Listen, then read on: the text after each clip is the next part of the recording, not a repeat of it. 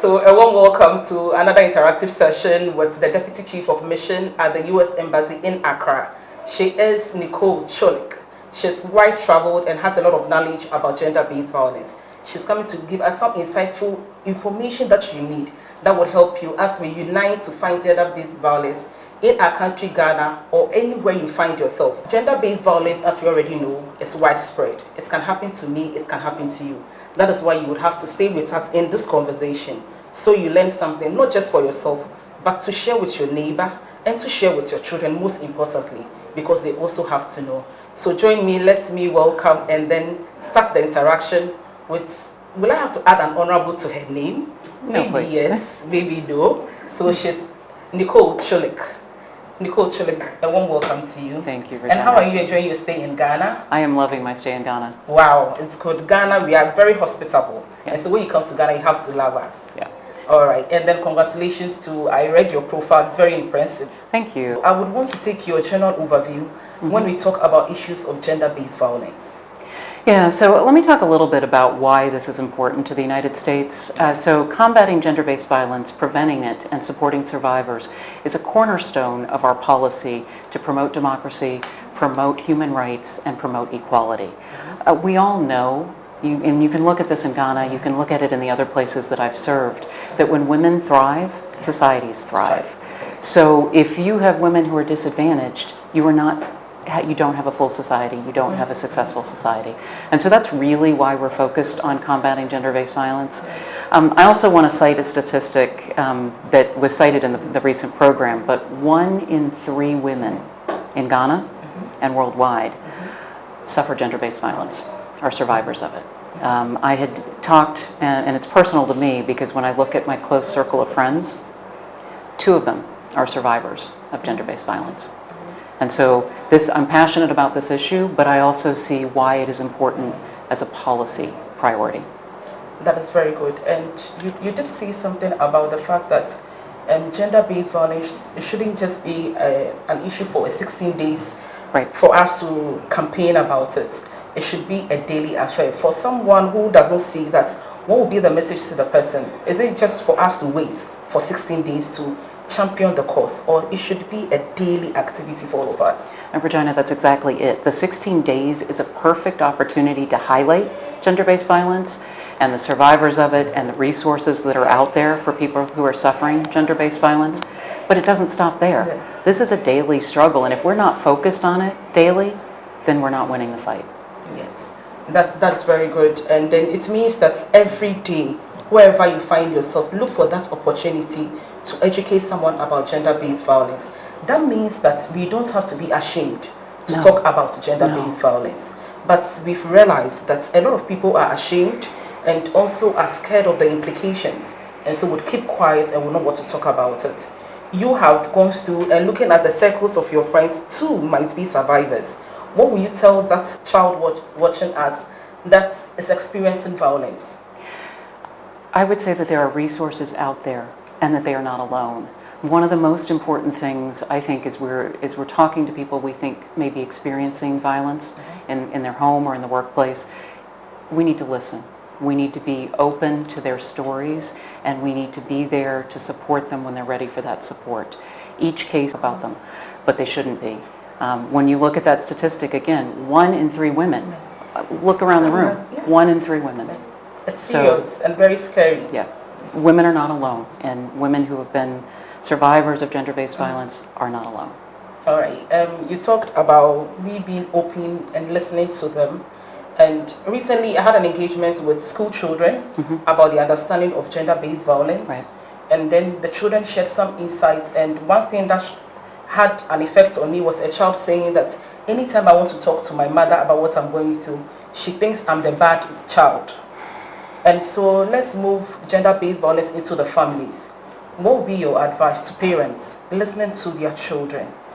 We have statistics show that children are also going through this. Right. How open should we be in having conversations with our children when it comes to gender-based violence? You're exactly right that you need to be open to listening to your children. One of the things that I'd like to highlight is part of our 16 Days campaign was bringing in experts into the embassy to talk about this issue. We had somebody from Dofsu talk about the one-stop shop and where there are resources.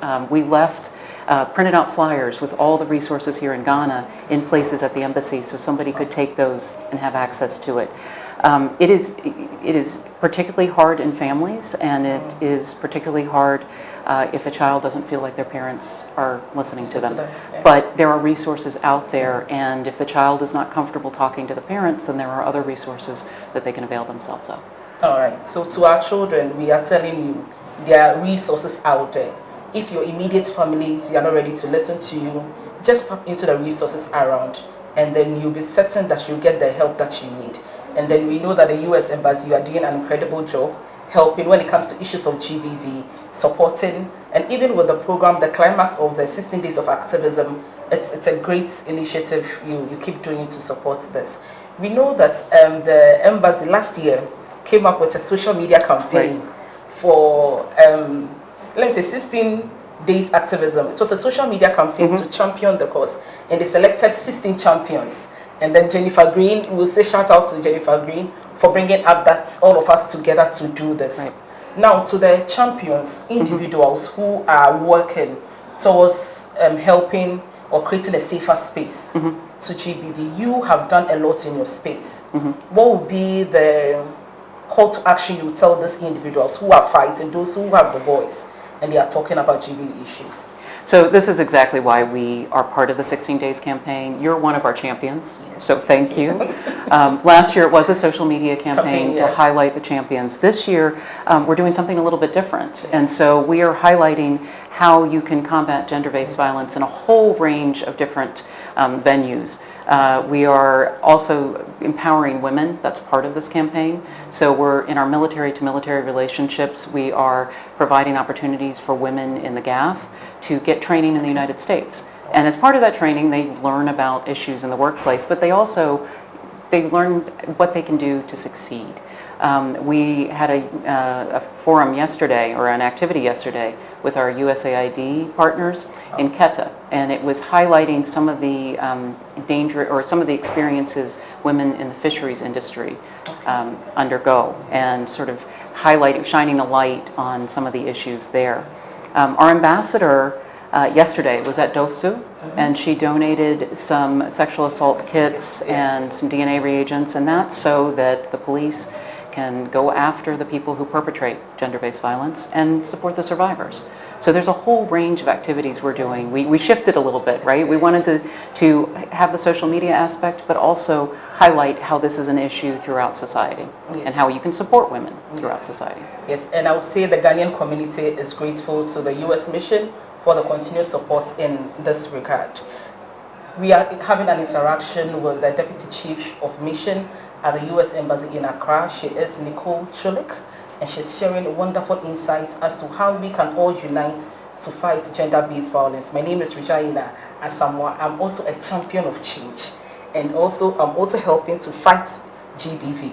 One key thing that comes to GBV, we know that women are proportionately disadvantaged when it comes to GBV. But recently in the media, we've had reports of men being abused. So whilst we champion the issues of women, we have young boys and men being abused. In your opinion, do you think that boys should also voice out as we are pushing for women to voice out? Absolutely. So the issue of gender-based violence, while women are mostly affected, is not an issue for women alone. It is an issue that we all need to deal with in society. Men need to be champions just as much as women are. And I have been, in other countries where I have served, there have been men supporting women, groups of men who champion these causes and highlight that this is what is happening to women, but it's also happening to other vulnerable members of society. So we can't do it alone, Regina. I mean, we can be strong and we can be champions, but we can't do it alone. We need the men. And this fight, we are moving together. No, we are not leading you, saying that be behind us. We all want to move together. Yeah. That is why we are saying that we have to unite. We have to unite and fight GBV, because at the end of the day, the implications will not just be on the girl or the boy, it is on the society, and we all live in the society.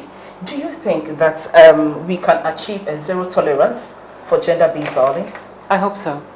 If not, what are we working for? For. That is our goal. That is our goal, and that is all of us our goal, because we don't want to experience this.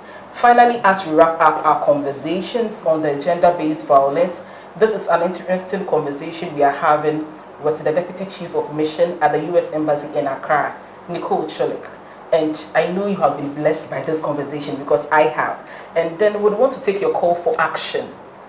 16 days will be over very soon. Right.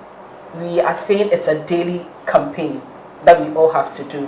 What will be your call to action to every individual who is out there about gender-based violence? Looking at what the embassy or the U.S. mission in Ghana you've been doing to support all this, we can't go and sleep after 16 days. Right. We have to continue. So what will be your call to action? That is my call to action. Don't just make it 16 days where we're focused on this issue, and understand that it affects all of us, all our societies, all our communities, and get out there and do something about it. Be a champion.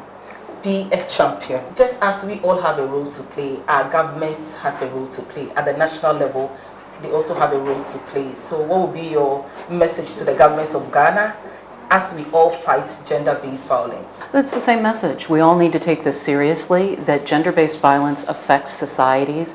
It affects the economic stability of societies when women are not equal participants. So it needs to be taken seriously on all fronts. All right. Thank you very much. Thank you for staying with us. My name is Regina Asamoah, and it was a conversation with the Deputy Chief of Mission at the U.S. Embassy in Accra, and her name is Nicole Chulick. Thank you very much for your time for us to have this conversation about GBV. Together, we'll continue to create safer space for women and girls. Thank you. Thank you.